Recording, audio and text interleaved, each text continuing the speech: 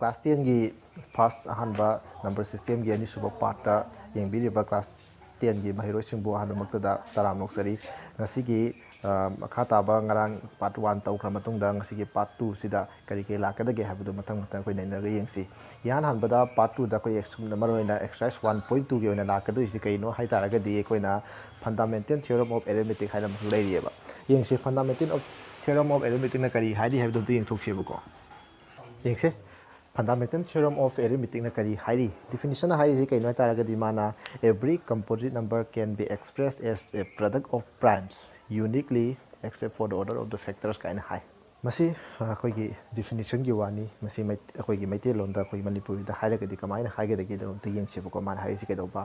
khoi gi number se prime number ha pa maga composite number ha mo lai prime number ga composite number ga se khoi na composite number sing se khoi na prime number sing sige product oina express to be haba haiba product to su ke do ba unique oi gadawni adu unique oriba product se masigi order thambagi mong du di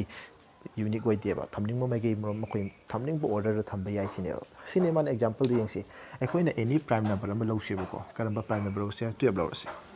12 se ekoina composite number am lo reba 12 se ke do man hari se prime number singi product oina thamba yai sine ba yengsi kana kana yengsi sidai ko thamba yai si 2 amaga 3 smai thamba yai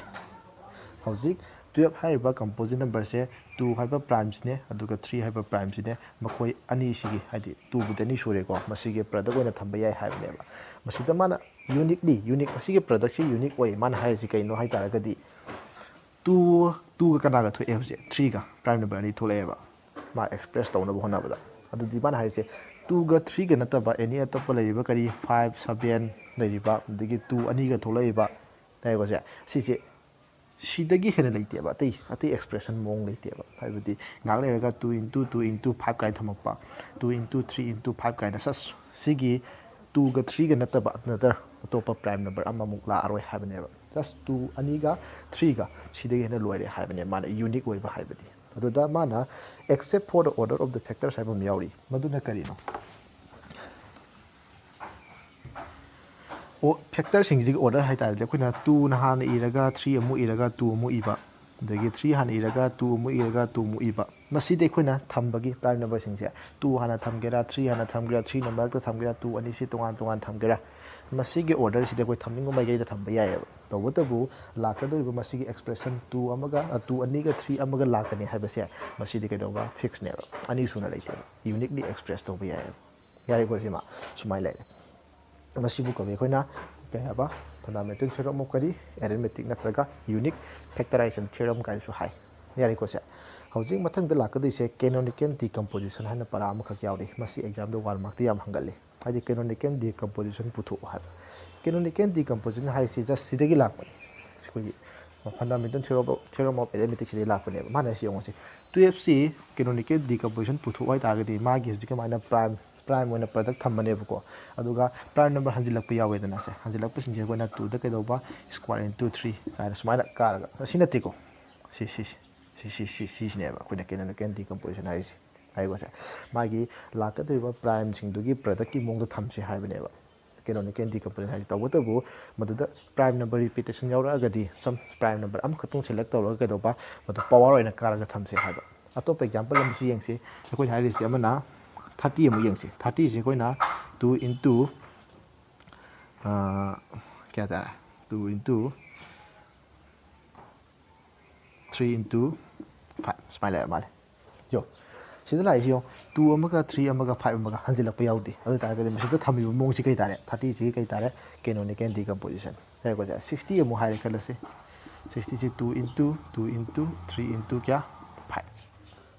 yai ko se adu ra ga di yo sida ji mung 2 si kya ra hanjile anira adu ta handang hanjil po se ko ni square karaga 3 into kya 5 sumaina sigi mana thamba mong si lokina canonical decomposition haina hairi si tai ko sa definition oi dina te just example oi na lo bani exam to su hangi canonical decomposition puthu ko lo hang ba dum yawe ba tai ko sa adu exercise 1.2 gi oi na di gi sigi canonical decomposition je sinaraga kamaina masing ani gi number ani gi ai se puthokani kamai toraga LCM puthokani haibu do neba adudi ai se puthopaga LCM puthopaga se ai example do dum dawga dum talake ba kamai toga dagi haidu yeng se ba ko hauzik yengse number ani khak leire 12 haiba maga 60 haiba maga 12 ka 60 sigi ai se puthu haira se ba duga LCM su puthu haira se ba ai se boigera LCM oigera ani ma hanging ba hangam sunu koi magi ke do ba magi 12 ki canonical decomposition 60 ki canonical decomposition ithopi re ba masigi matun da khone tawdi si kai no hai tara gadi koi aham da kai puthok se ba LCM han puthok se ba LCM da kai do ni haiba matam da LCM na hairi ba ko masida canonical decomposition tawra matung da masida tholakpa 12 to su tholakpa 60 to su tholakpa sida yauri ba prime makai se pulap e se ba hana kana karam ba prime yauri ge haiba se yeng se dum 2 yauri 3 yauri kana yauri 5 yauri yare ko se 2 su yauri 3 su yauri kana su yauri ba 5 su yauri aduna hanjin basina te coin haidi karam ba prime yauri ge yeng thoksi ba pulap ani maksida adu di kana e se ba 2 e se 3 e se kana 5 adu gi matung da 2 da kariba power sing se khwai dagi maximum power khan se ba karam power na khwai dagi saudi ha se koi khan se ba ding se koi 2 the square kai makha da na pathak su kya kai 2 the square kai adum manaram badi adum no se 2 square ha na next 3 da so 3 am khaktang dai sida so am khaktang dai okay 3 so am khaktang dai me dum tham ba se next 5 ki matang da 5 so am khaktang dai 5 square the 5 cube adu gi wadi ke empty out de odu jara gi 5 so matan da thame adu ga sida tare ba result kana phangane ba LCM phangane hai siam na hai ri bu ko LCM gi matang da na canonical decomposition di tholokpa prime number khudimo loina e ba aduga hai ri ba prime number sing du da khwai dagi maximum power kai ba koina khwai dagi maximum oi power lo khale ba hai siam gi matang da na common oi karam ba prime no 12 की canonical decomposition 60 की canonical decomposition ani makta yawa prime chi karam bano sikhan dok toine kana yaure 2 su yaure 3 su yaure do tara ga de koi kana hani se ba 2 into kana 3 LCM dana are be khai khan ba hai sep dana common oi bu khatang khan ba power gi matang dana LCM dana maximum power khan ba hai sep dana kai do tare minimum power khan tare smallest power khan ba tare adu di yang sini 2 gi smallest power still kana wadi square dum loina kai smallest power hai pelete sabse manara mena kana thame square thamani 3 suksa mani 3 ga leire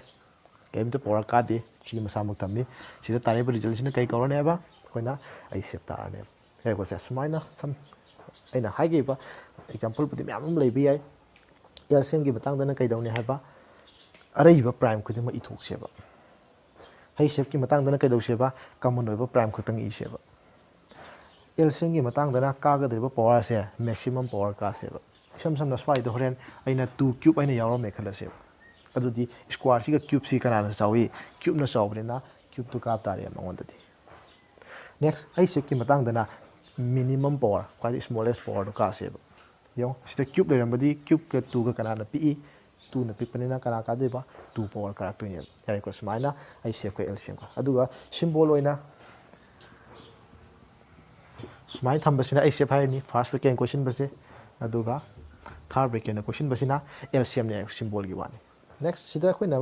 angang oi ngai du siam tamba masing ani gi product se mo khoi gi ai sep ka LCM gi product tu kai do ba manai hai ba param su tam gi ba khoi na tai ko se madu ma khoi still dum scenery madu gi proof to verify to ko exercise dum yauri madu yam kan important oi binate aru ba pass na te do di tai ko se hauji khoi theory gi part hai tare ko ai sep kum LCM kum khara puthu o matung ji da hauji 1.2 gi na kwadi maru oi se exercise the question khara yauri ba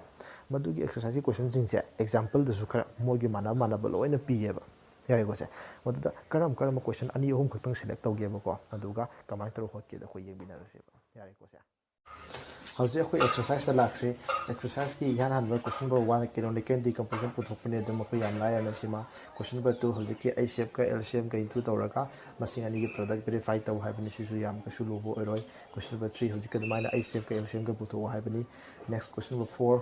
hauji ki ai sep product of ai sep ka LCM ka do koi gi product of number 5 badi gi matang ni sida question number 5 se example की question number example 11 hai ta example 11 के दम माना रे question number 6 का 7 example 12 the question number 10 example 13 question number 11 ke 12 ka example 14 sumai to gam mana ba khara di yawe ba sida ai number to explain to atai di loina dum yeng dum khang ngam gani akoi question number 5 question number 10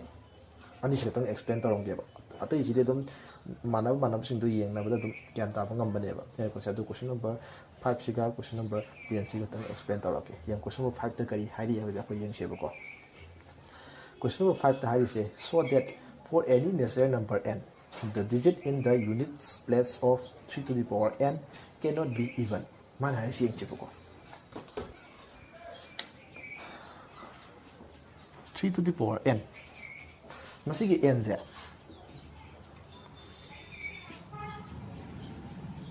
Natural number. N je kaini apa? Natural number. Man hari siang. For any natural number n, natural number oning ba n oning kai masigi 3 to the power n haraga some result ma phangkane ko masigi phangkadriba result sigi unit place we kai tari ones place ai tari ones place masi even oiba ngamte ai de ba even oiba ngamte ha bisi putlo sine hot pa hawjingai da wakan da lakada use unit place ta even oide su utoi ba adudi ekhoi na khangi si number ama ekhoi gi even natraga even oidaba haibasi kali na khangi hai matam da magi ke ba unit place to gi makha pona khangi unit place ta even lai ramaga di number ru kai oire even number oire unit place ta even lai traga di number ru ke ba even number natre atu oiraga di even number natte utlo cinema haisi adudi unit place ta even lai te su utoi ba unit place ta even lai te utpasiga sigi number se even number natte haina utpaga samane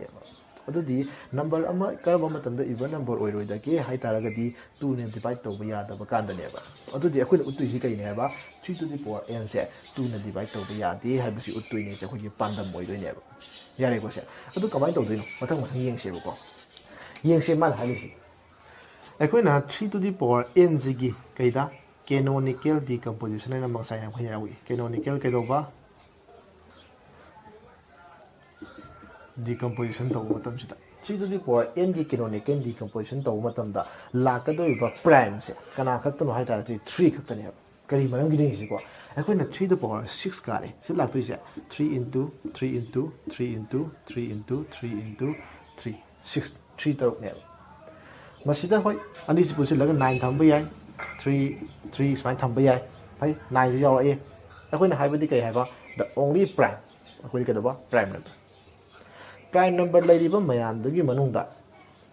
3 to the power n ji gi canonical decomposition to matam da thola ka da prime se kana khak ta ne hai ba only 3 khak ta ne ba yare ko se atop number gi wari na te ko only prime number da consider to ba yawa ne ba aduna in the canonical decomposition of 3 to the power n the only prime involved se kana wara ne ba 3 wara ne ba adudi 3 khak tang la abane na 3 na ta ba lem hori ba tai prime sina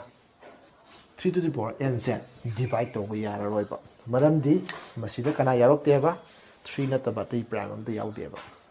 masi product sida ai dare ado raga di 3 na ta ba the 3 to the power n se cannot be divisible by any other prime except 3 3 khak na ta na ka do ba atai prime am ta na divide to ba yara roi ba yare ko se atai prime am ta na divide to ba ya da ba hai ba di atai prime du gi manakta kana su yawi 2 su yawe atai prime du manakta kana su yawe ba 2 ni yawe adu di mana hai ni se 3 to the power n se 3 na ta ba atai prime am ta na divide to ba ya de hai ba di kana na su ya de ba 2 na se divide to ba ya de ba 3 to the power n se once 3 to the power n se 2 na divide to ba ya da ba hai ba se kari hai ba si even number na tre ba even number oidrabne na unit place ta kana la pa yaroi ba even la pa yaroi haina smaila wa hin no toine ba kamai harani in the canonical decomposition of 3 to the power n the only prime involved say 3 ni this means that kanova 3 to the power n say cannot be divisible by any other prime except kana 3 in particular when yengo tanda it is not divisible by 2 to divide by them and we know that any number which is not divisible by 2 cannot have even unit digit haida magi unit place ke do ba even lai ba ya de ba kai gum ba 2 na divide to ya daga di maram aduna kai do ba sigi c to the power n z kai do ba unit place ta kana le ya dre ba unit na ko ye even digit ai ba se le ya dre ya ba su maina wahi na dum prove to ni ya re ko si ba masigi manabu question se example the question number 11 wahi wata dum mana du ni mo da iri do ga yeng se ko da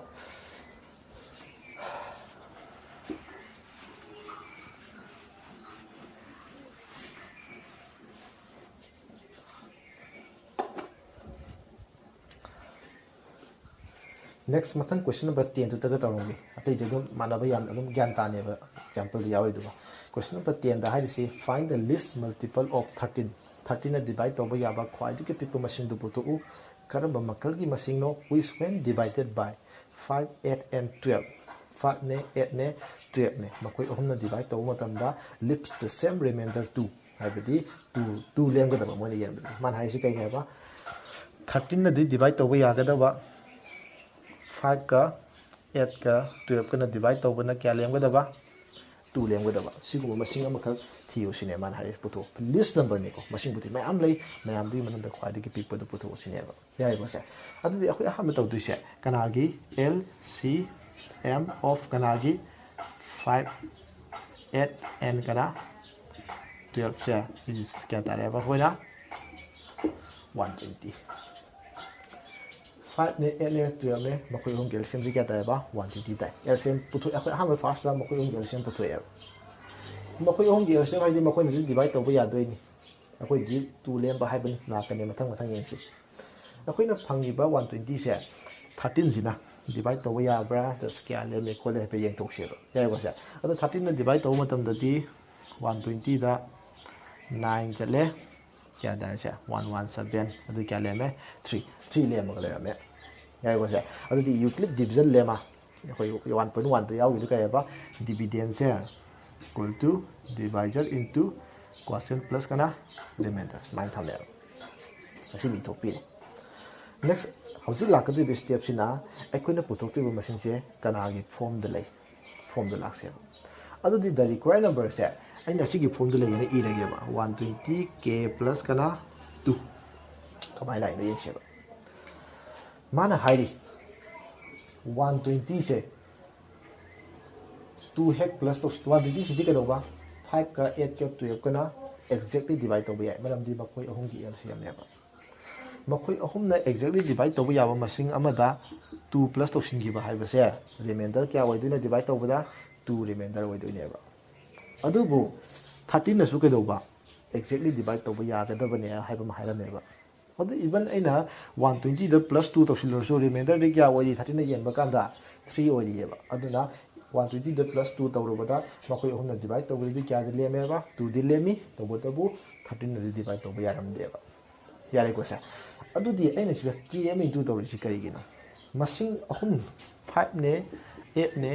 12 ne makoi ohum gi LCM si kya ne ba 120 haibadi makoi ohum na divide tawba yaba khwai de pick pa haibane 120 haisi makoi ohum na divide tawba yaba masing amada kai gumba aina some integer positive natural number hai some kind of positive integer hai some kind of positive integer amana into to matam da another number amaju phangoi da masigi another number chu kanana mukoi homna still adum ka do ba divide to ba yari ba yari ko se adu di haini ngi se 120k sidi kana ka do ba 5 ne 8 ne 12 na still ka do ba divide to ba yari for some positive integer k plus makoi divide to ya masing am da plus 2 to ready makoi homna divide to da kya lemani 2 lemani asiba akoi makoi gi problem da sa solve to gre ba makoi hom gi problem di laktu se kana 13 na di ka do ba exactly divide to ya ba hai do ri adu de akuna thi du ji kai dare masigi k sigi khwai de gi pick na pick abada value kya oi doino masigi whole region se kanana 13 na exactly divide to ya ba hai bi thi doi ne ba ne masi thi na bagi da mokto ni ekoina yeng se sida hauji tawre se 120 sida k ne into tawre aduga kya plus to sile 2 plus to sile adu di 120 hai bi si pulak si ga mana bane na 13 into 9 plus 3 si apun bastu kanana k na into to sile aduga plus kya to sile 2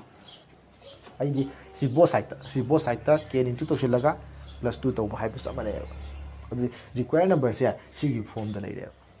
yengse sida mo k sin into tawsila se 13 into 9k habam la ani plus kana 3k amaga plus 2 smai da adu era gadi si sina group ama sara se sina group ama sara se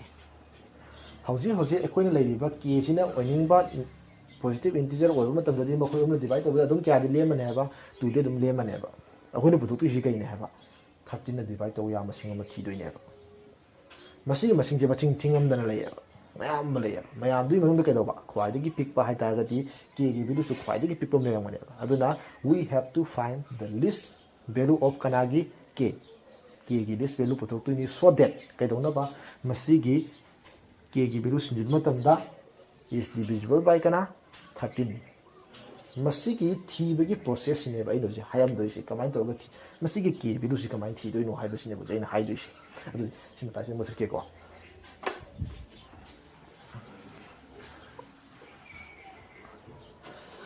hausi hai ba do 13 na divide to ba ya han do ni khwai dagi pick pa thi do ni adu ji yeng si ni som da si dei na si bo se asidi already 13 na divide to ya ma singam ne 13 ya wa ba si da yare ko se 13 na divide to ya ma singam ma da 13 na divide to ya ma singam plus to silaba adu di ma khoi gi sam do adum karan divide to ya ni 13 na dum divide to ya ne adu di 13 na divide to ya ma singa ba si ma sing thingam da na lei mayam ma lei mayam di ma da khwai di pick pa ra di 13 ma sa si ne adu ya ga di khoi da 13 3k plus 2 se kana ga na manala ne 13 ji do manaba da ya bra ha do ko check to ra ne ye manale if 5 ni ko 13 oram ga di hai bani aso budi yeng ba de man di list sai de na matam ji da ina k gi biru se 11 by 3 phange hausi ina kari hai ba masi gi k si kari oi ga dong ne hai ba positive integer amo oi ga dong ne hai ba aina 13 ga manan matam di fraction am ta sile ba integer oi ba ngam bra ne ngam di aduna 13 oi ba ya de ba si posi kana oi ba ngam de ba 13 oi ba ngam de ba